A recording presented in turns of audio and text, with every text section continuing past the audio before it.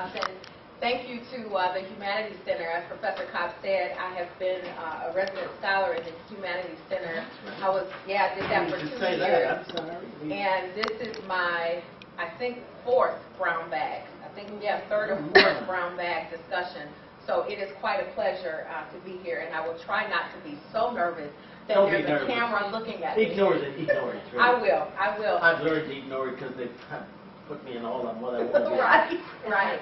Let me also introduce my colleague. This is Vanita Parekh, and Vanita graduated from our program in Organizational Communication and Public Relations a few years back, and is one of the co-authors on this paper. And so I will be sharing today's discussion with Vanita. Oh, is it? Okay, thank you. Let's see. Beautiful.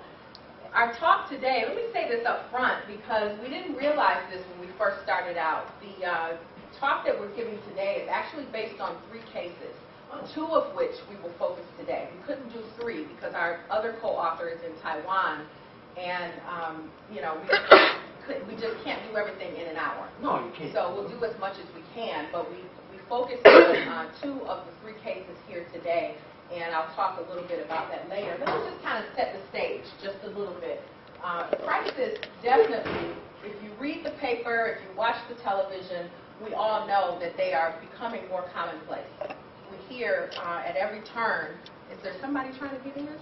We hear at every turn that, there's been some kind of a crisis, particularly when we look at corporate kinds of crisis. And definitely crisis research. Anytime you have these incidents, you're going to have research that becomes more prominent because the research needs to explain these occurrences.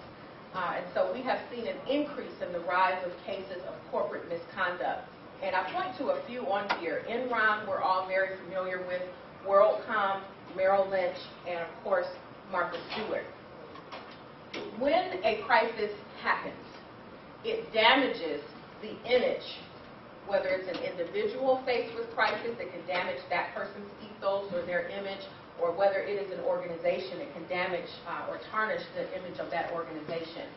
That kind of damage makes it necessary to employ strategies to restore that image. And so we will use the framework from Bill Benoit called image restoration, or some people know it as image repair. And so I know it both on here in terms of the research. We talk about why, because we need this kind of a framework to address issues of crisis, to define the nature of a situation, because it's often what we have found is often that crisis leader who is faced with defining the nature of the situation for the public. Definitely to demonstrate corporate social responsibility, image repair discourse can help an organization repair by demonstrating that it is a good corporate citizen, and then charting specific steps toward resolving that occurrence. And that final one is to restore social legitimacy. I wish I could go more into social legitimacy because it really is a fascinating area of research, because we have, as the public, in mind what it takes for an organization to actually be favorable or considered favorable once again. And that really is a social phenomenon. It is not a corporate phenomenon. It really depends on the public. It depends on the environment within which that occurrence has taken place and what those individuals feel is legitimate, you see. So it really is about this nuanced relationship between organizational leaders and the publics that they respond to. More companies definitely are expanding their business across geographic boundaries, and that's what really got us thinking about doing this kind of research, especially looking, we started looking at BP, and Vanita focuses on Satyam, an Indian company, and Sophie, our other co-author in Taiwan, focused on a crisis involving BenQ. And we really are fascinated with this issue of companies expanding across borders and what that may mean, not just for the way that crises play out, but the way that they are responded to.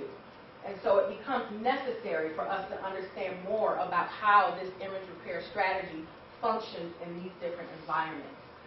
The literature almost entirely focuses on U.S. cases. And that was another thing that fascinates us as young scholars, because we're looking for new territory and new areas to write about. So we wanted to explore cases which reach outside of the U.S. to see if the strategies that we have, more Western strategies, which image repair is, can translate across these borders, and that is the focus of our research. So you see here that we are looking at the oil spill involving BP, and this was last year in April, and I have the 2 dates because we had an explosion on one date, and then the Horizon actually sank 2 days later. And 11 people were killed in that explosion, 17 were injured. And we look at BenQ, a Taiwanese company, and their crisis of insider trading that occurred in 2007, and Sakyum's corporate fraud, which occurred in 2009.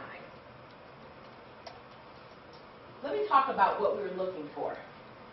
The degree to which the choices that these company leaders make with regard to transparency and accountability affected their global image, one, their market share, and their recovery. Looking at whether the response efforts were localized or whether they were more global. And those were some interesting findings from this paper. And we're looking to contribute to discussions on social responsibility, issues of legitimacy, and even ethics. And then finally, to learn what strategies are more effective across these socio-cultural contexts, or even less effective. Now, let me kind of back up and define crisis, just so that we have a foundational definition for crisis. Crises create high levels of uncertainty with key stakeholders, and need immediate communication to diffuse them. Diffusing gives that organization, they regain a sense of power and control over what has happened. Fern Banks, and this is one of the best definitions that I have found, she defines a crisis as a major occurrence with a potentially negative outcome that affects an organization, company, or industry, as well as, and there goes again that relationship between the organization and its public. So not only affects that organization, but also its public, its products, services, and definitely its good name. Doesn't matter the size of the organization. Crisis can interrupt the flow of business, and it can actually threaten that organization's very existence. Very powerful occurrences. Now, there's a lot of frameworks that we have in our field that kind of could govern our analysis. And up front, we had to make some choices about what was the best fit for this kind of case. And apologia is one of the oldest frameworks that we have, and so I have noted Waring and Kugel's work from 1973. They were the first group that came up with factors for responding to a crisis situation. Image repair is the one that we have selected, and this one was theorized by Bill Benoit.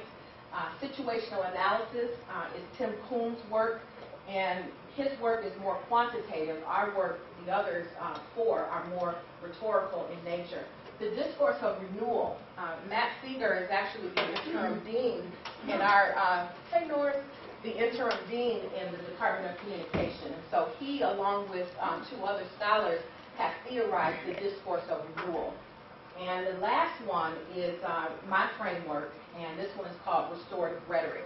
And this one actually just came out last year in an article by myself and Donyale Allison in Communication Monographs. Now, so as I said, we chose Benoit's theory of image repair. And let me talk about this one for a minute because it is central to the analysis of our work.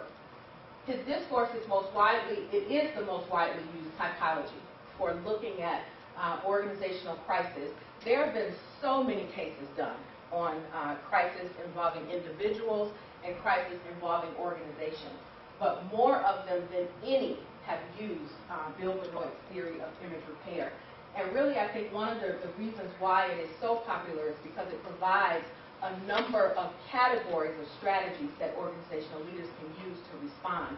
It has been very helpful, not only from an internal standpoint with the organizational leaders, but also from a public relations standpoint, to really think about, how we strategically manage a crisis situation. There are 5 broad categories that we've had to govern our research. Denial is one. And let me note, too, as we'll get into in our analysis, that each of these, he has areas, and within those areas, there are different selections that you might choose from in order to manage